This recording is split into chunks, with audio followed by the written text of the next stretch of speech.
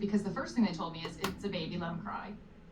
Literally the only time I noticed that she wasn't in pain, and the only time I could soothe her, was when I was outside and I was barefoot and I had her in my arms. And every time we were outside, she relaxed. I noticed if I did use a stroller, or if she was in a car, she was still in pain and uncomfortable. This is not placebo effect. Like, she had no idea if I was wearing shoes or not. She doesn't know that. I'm holding her either way. And I just slowly started realizing this child can only take a nap and feel comfort is if she was on my skin, held skin to skin, and I was barefoot.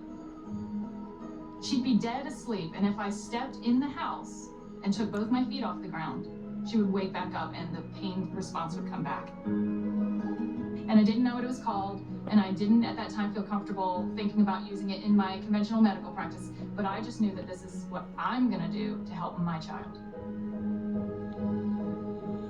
I was working with a mentor of mine, and she recommended that I ground my energy.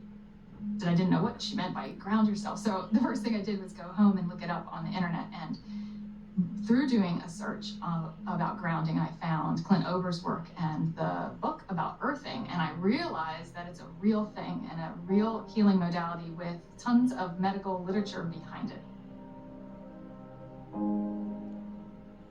The light switch went on, and I thought, we're doing things completely backwards here.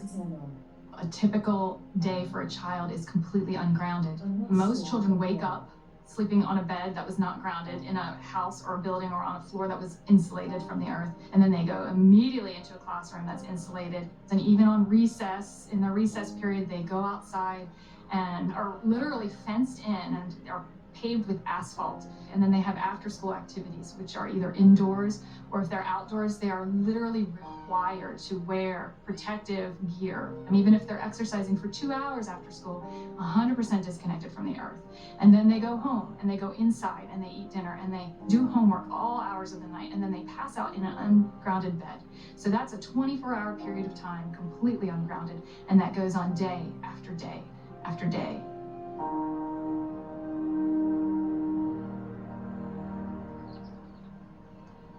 I was at a retreat weekend for a group of women. It's called Inspire through our national association. It's for teachers who don't take care of themselves, teaching us how to. The first day I got there, and our leader said, you need to go ground. And I'm like, okay. They grounded us, and within that half hour, there was no need for medication, and I had been taking 2 Motrin every 4 hours for almost 3 weeks. The district that I am in already actually has, with Clint, a school that has a grounding classroom. One of the reasons that the other teacher pushed so hard to get this room, she had a group of students that had significant behavior issues, and they would rip their shoes off and go running out of the room, and they would all over campus looking for them. They would always find them in the planters by the trees.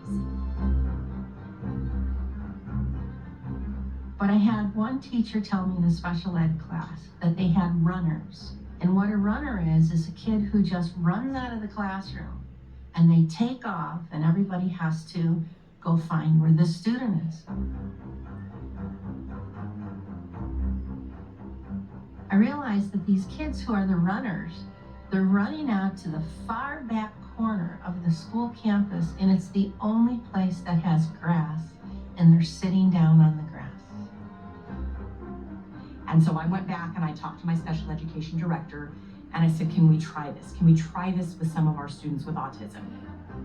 I brought it into my room, and I have a student with autism, very severe autism. He's completely nonverbal, and you know, it's a good day when I can get this child to sit for 10 seconds.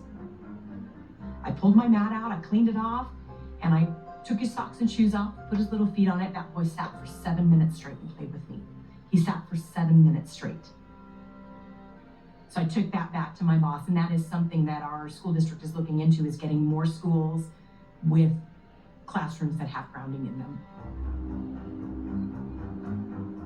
I've heard stories from teachers in classes where their students are grounded that they have half the level of referrals for discipline. Some students who were in tears because they were experiencing success when before they were experiencing failure with their behavior and discipline. I've heard stories from teachers with autistic children who have been grounded, where they have less of what they call the meltdowns.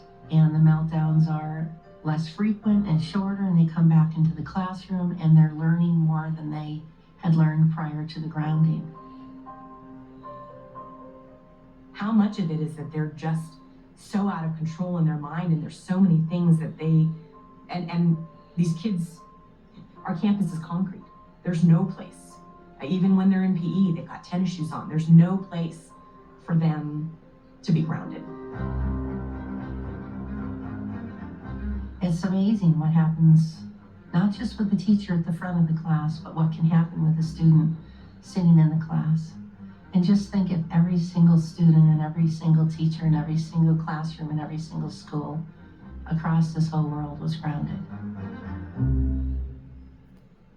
It turns out there's a reason kids love to put their feet on the ground. And these guys claim to know why.